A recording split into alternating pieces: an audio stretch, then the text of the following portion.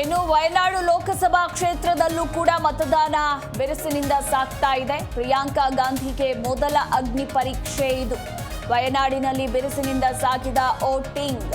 ಇನ್ನು ಪ್ರಿಯಾಂಕಾ ಗಾಂಧಿಯ ಭವಿಷ್ಯವನ್ನ ಬರಿತಾ ಇದ್ದಾರೆ ಮತದಾರರು. ಪ್ರಿಯಾಂಕಾ ಸೇರಿ 16 ಮಂದಿ ಅಭ್ಯರ್ಥಿಗಳು ಕಣದಲ್ಲಿದ್ದಾರೆ. ಇತ್ತ ಬಿಜೆಪಿಯಿಂದ ನವ್ಯ ಹರಿದಾಸ್ ಕಣದಲ್ಲಿದ್ದಾರೆ. ರಾಹುಲ್ ಗಾಂಧಿ ರಾಜೀನಾಮೆ ಹಿನ್ನೆಲೆಯಲ್ಲಿ ಈಗ ಚುನಾವಣೆ ನಡೀತಾ ಇರುವಂಥದ್ದು. ರಾಹುಲ್ ಗಾಂಧಿ ಆಗ 3 ಲಕ್ಷಕ್ಕೂ ಹೆಚ್ಚು ಅಂತರದಿಂದ ವಯನಾಡು ಲೋಕಸಭಾ ಕ್ಷೇತ್ರದಲ್ಲಿ ಗೆದ್ದು ಬೀಗಿದ್ರು. ಇತ್ತ ರಾಯ್ಬರೇಲಿ ಕ್ಷೇತ್ರದಲ್ಲೂ ಕೂಡ ಗೆಲ್ತಾರೆ. ಈ ಹಿನ್ನೆಲೆಯಲ್ಲಿ ವಯನಾಡು ಕ್ಷೇತ್ರಕ್ಕೆ ರಾಜೀನಾಮೆಯನ್ನ ನೀಡಿದ್ರು. ಈಗ ಅವರ ಸಹೋದರಿ ಅಖಾಡದಲ್ಲಿದ್ದಾರೆ. ಅಂಡ್ ಮೊದಲ ಅಗ್ನಿ ಪರೀಕ್ಷೆ ಬೇರೆ ಪ್ರಿಯಾಂಕಾ ಗಾಂಧಿಗೆ. ಹೀಗಾಗಿ ಮೊದಲ ಅಗ್ನಿ ಪರೀಕ್ಷೆಯಲ್ಲಿ ಗೆಲ್ತಾರಾ ಇಲ್ವಾ ಅನ್ನೋದ್ರ ಕುರಿತಾಗಿ ಸಾಕಷ್ಟು ಕುತೂಹಲ ಮೂಡಿಸಿದೆ. ಮತ್ತೊಂದು ಕಡೆ ಕ್ಷೇತ್ರವನ್ನ ಕಸಿದುಕೊಳ್ಳುವ ತವಕದಲ್ಲಿ ಬಿಜೆಪಿ ಮತ್ತು ಸಿಪಿಐ ಇರುವಂಥದ್ದು.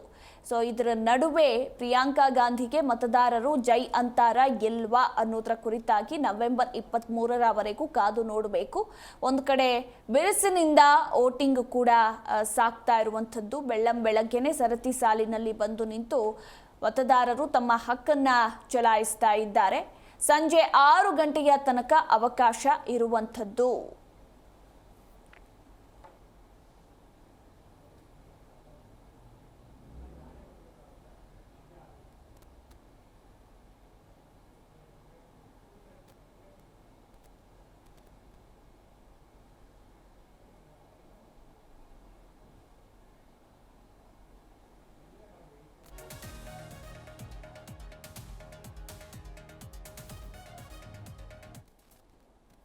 हम बोले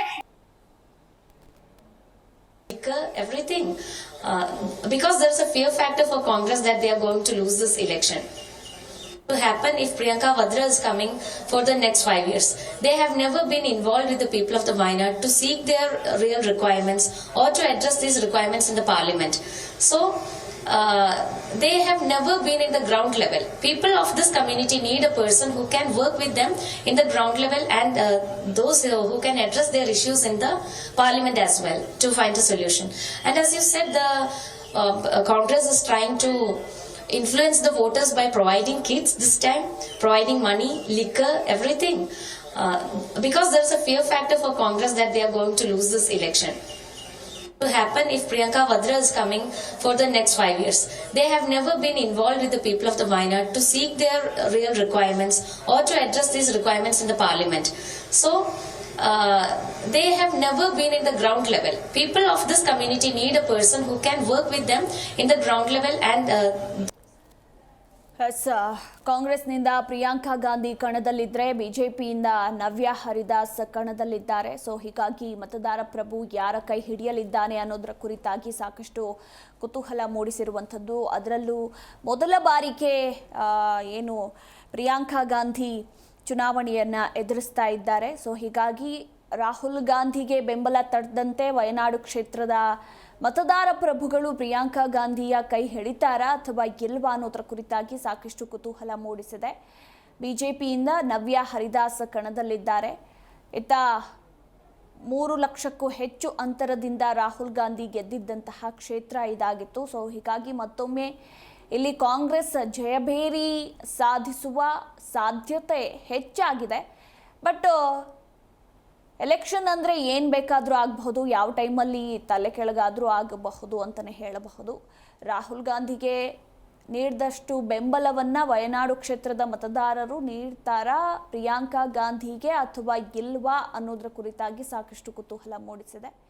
ಸೊ ಎಲ್ಲ ಕುತೂಹಲ ಪ್ರಶ್ನೆಗಳಿಗೆ ನವೆಂಬರ್ 23ರ ತನಕ ಕಾದು ನೋಡಲೇಬೇಕು. ಮೊದಲ ಅಗ್ನಿ ಪರೀಕ್ಷೆಯಲ್ಲಿ ಗೆಲ್ತಾರಾ ಅಥವಾ ಸೋಲ್ತಾರಾ ಪ್ರಿಯಾಂಕಾ ಗಾಂಧಿ ಕಾದು ನೋಡಬೇಕಾಗಿದೆ.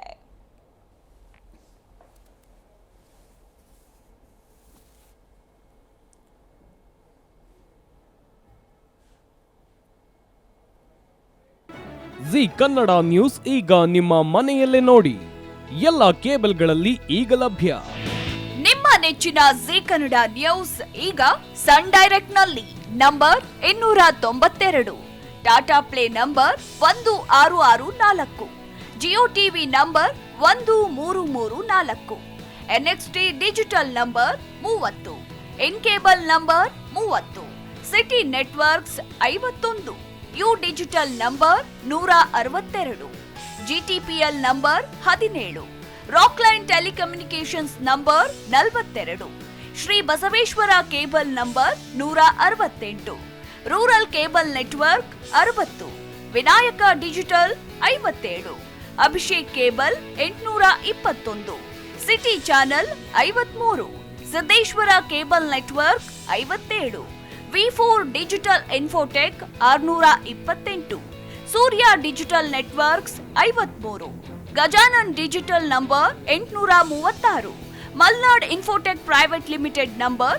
56, Metrocast number 830, Victory digital number 167ರಲ್ಲಿ ನೋಡಿ ಆನಂದಿಸಿ.